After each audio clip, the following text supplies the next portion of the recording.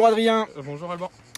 Donc cette année le t-shirt rouge pour Adrien. Oui. Donc tu es dans l'équipe technique. C'est ça. Et donc TTV. Donc qu'est-ce que fait l'équipe technique? Alors faut rappeler qu'en fait le camp est itinérant, c'est-à-dire que tous les soirs c'est un nouvel emplacement et tous les jours il est démonté le matin et remonté le soir. C'est ça. Et donc l'équipe technique, en gros, qu'est-ce qu'elle fait? Alors nous à l'équipe technique on est 3. Donc nous on va s'occuper de toute la partie campement, donc hors tente. Donc ça c'est la partie des staffs. Donc nous c'est tout ce qui va être lié aux toilettes sèches, douche, lavabo pour se laver les mains, pour boire, le coin pour la vaisselle, l'électricité, l'eau, tout ce qui touche à la technique. Alors justement, donc on est 250 enfants, donc en tout on est combien sur ce PD Alors, cette année? En tout on est 230. D'accord, c'est en tout qu'on est 230, oui, d'accord. C'est ça. Et donc 230 douches. C'est ça. Et comment on fait 230 douches tous les soirs? Elles sont froides? Eh non, elles sont chaudes. Ouais. Donc comme vous pouvez le voir ici, on a bien sûr une tonne à eau. Donc grâce à ça, on peut avoir une tonne d'eau en réserve. Alors du coup l'eau en fait vous branchez sur le réseau. Sur un robinet classique. D'accord. Qu'on ouvre, qu'on fait arriver ici. Donc ici c'est toute la partie entrée froide. Et de là on renvoie du coup l'eau froide sur un chauffe-eau qui est ici. Donc chauffe-eau à gaz vu les bouteilles derrière. Qui est alimenté par une bouteille à gaz. D'accord. En termes de consommation au niveau gaz, on est à peu près une bouteille par jour. Une bouteille par jour. Ouais, ça dépend si on va chauffer quand il fait vraiment très chaud dehors ou quand il fait froid. D'accord. Voilà, donc de là donc l'eau arrive dans le circuit, ressort par ce tuyau là dans la tonne à eau. Donc l'eau qui est dans la tonne à eau est chaude. Et il y a combien de litres? Il y a une tonne. Ah oui, donc 1000 litres. 1000 litres. D'accord, Voilà. mais autant pour moi. Sachant que c'est la réserve pour une soirée de camp, entre douche, vaisselle chaude bien sûr, à l'eau chaude, et après il y a quelques douches le matin. Donc 4 litres par personne pour l'ensemble de douches, WC, intendance, cuisine. C'est ça, ce serait plutôt 15 litres pour les staffs et le reste pour les autres. D'accord, d'accord, on va couper au montage. Donc on a chauffé une tonne d'eau. Et qu'est-ce qu'on fait avec cette tonne d'eau? Pratiquement une tonne d'eau. Donc ensuite, cette tonne d'eau sort par ici pour entrer dans une pompe. D'accord. Donc pour qu'on puisse quand même avoir un peu de pression à la douche. Donc de là, on va alimenter la partie entrée chaude. Donc l'arrivée d'eau chaude sur laquelle on peut alimenter. Donc là, par exemple, on a une sortie pour la cuisine, une sortie pour la douche, et cette sortie-là qui pour l'instant n'est pas utilisée, donc on en a gardé une en réserve, parce que parfois à la cuisine, par exemple, elles vont préférer avoir plutôt de l'eau froide pour remplir tous les bidons, par exemple, ou parfois avoir de l'eau chaude pour la vaisselle. Donc dans ce cas-là, on peut leur envoyer. Parce que les deux circuits sont reliés, oui, et donc vous pouvez c'est ça, mitiger l'eau, puisqu'il y a des anti-retours derrière chaque sortie, on va dire. C'est ça. Et à partir de là, vous pouvez mitiger 4 circuits différents. C'est ça. Et donc fournir à la fois de l'eau chaude, tiède, et de façon différente, que ce soit pour la cuisine ou pour les douches. Exactement. Il faut imaginer ça comme un robinet à la maison. On va tourner à droite pour avoir de l'eau chaude, de l'eau froide, pardon, ou à gauche pour avoir de l'eau chaude. Là, c'est la même chose, mais à l'ancienne. Donc ça, c'est le résultat de plusieurs années d'expérience sur le terrain. C'est ça, parce que avant, on avait créé d'autres systèmes, où avant même, on envoyait de l'eau froide dans la tonne à eau et on chauffait l'eau qui était dans la tonne, mais ça demandait beaucoup de temps et c'était pas forcément très économe en termes de gaz. Et là maintenant on a créé en fait c'est une palette avec un peu de plomberie. Voilà, comme ça quand on arrive, on pose la palette, on connecte tous les tuyaux. Donc il y en a qui vont au lavabo pour avoir uniquement de l'eau froide, donc pour boire, pour remplir les gourdes, se laver les mains, etc. Et après on va avoir deux autres départs, comme on peut voir ici en bas. Deux autres départs qui eux sont mitigés, donc eau froide ou eau chaude, pour les douches et la cuisine. D'accord, donc là on voit par exemple que ça c'est l'entrée chaude et que tout est coupé, donc il n'y a pas d'eau chaude dans la douche. C'est ça. Et on n'entend pas crier. C'est ça, parce qu'il fait chaud. Suffisamment chaud, et en plus il y a un peu d'eau dans les tuyaux qui sont au soleil, donc qui fait que l'eau est chauffée naturellement. D'accord, d'accord. Donc en termes de logistique, donc on voit le camion derrière, ça c'est le poids lourd. Vous avez combien de camions, sur ce PD? Alors, en tout, donc intendance compris, pour l'intendance, il y a 3 camions. Donc, il va y avoir un camion frigo, donc pour tout ce qui est frais, donc viande, légumes, desserts, etc. On va avoir un autre camion pour tout ce qui est épicerie, donc boîtes de conserve, gâteaux, etc. Et on va avoir un 3e camion, donc qui est un ancien camion pompier qu'on a aménagé en cuisine sur roue, dans laquelle on va trouver des tiroirs pour avoir tous les ustensiles pour la cuisine.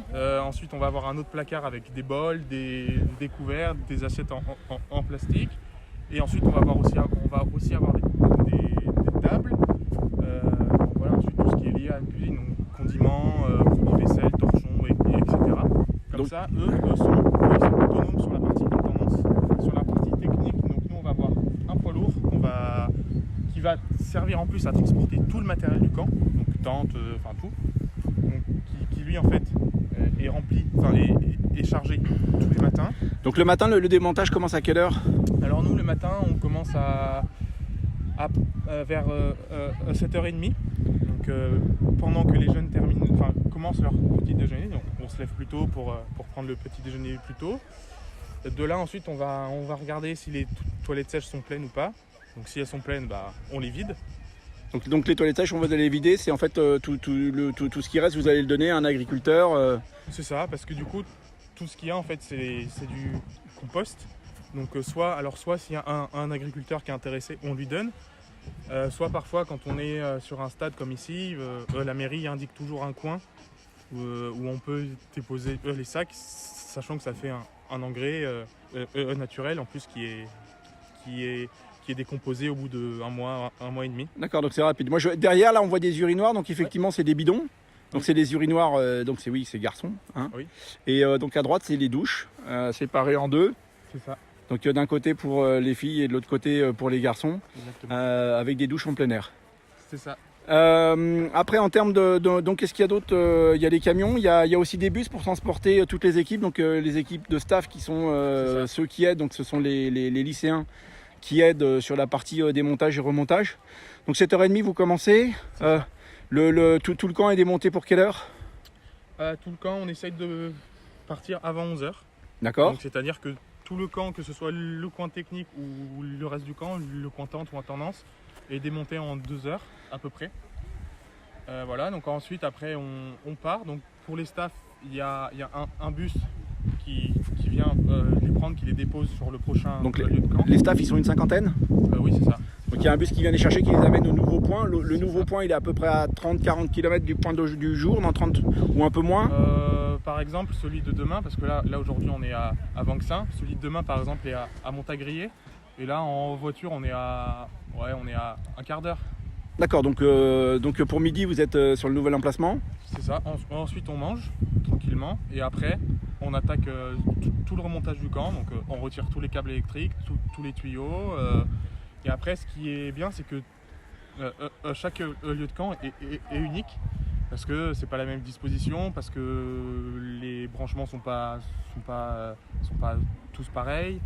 Pour l'arrivée d'eau, c'est pas la même chose aussi. Donc parfois on improvise.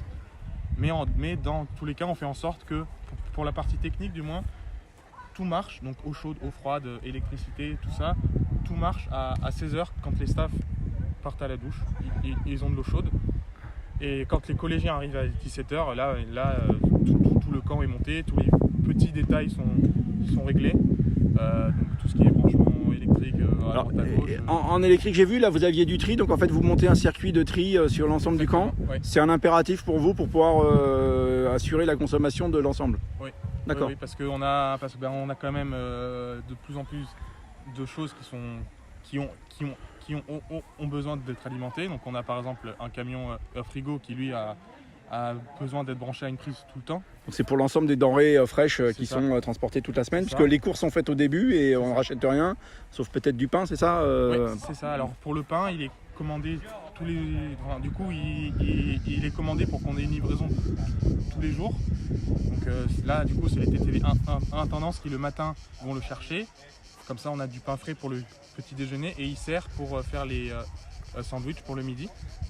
Alors moi j'ai vu aussi donc il y a 3 ou 4 couleurs, hein, les rouges, les jaunes, les blancs pour les pédalants, les rouges pour les TTV, les bleus pour les animes, les jaunes pour les staffs et les ABS en vert. J'espère avoir oublié personne, mais moi j'étais impressionné, c'est qu'effectivement il y a un changement de t-shirt tous les matins. C'est ça, ce qui veut dire que vous appuyez sur des locaux, sur des aides ou sur des personnes qui vont faire un peu de linge pour pouvoir que nos jeunes et que tout le monde puisse avoir des linges propres le matin.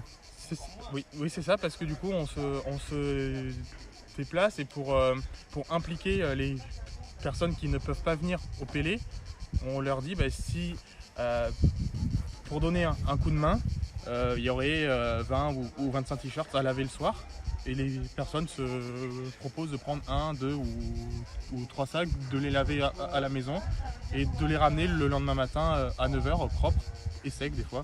Donc on fait un appel pour les prochains Pélés, pour les paroisses du Périgord, que voilà, s'il y a des gens qui ont des machines à laver pour nettoyer, ça peut aider le camp. Exactement. On parlait il y avait le label Éco-Pélé. Oui, c'est ça. Parce qu'il y a quelques années, alors je ne sais plus si c'est il y a 4 ou 5 ans, on a lancé une charte éco-pèlerin.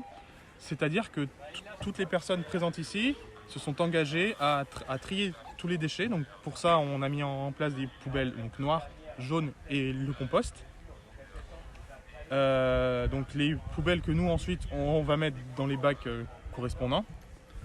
Et pour le compost, on fait comme pour les toilettes sèches. S'il y a un agriculteur qui est intéressé, on lui donne aussi le compost.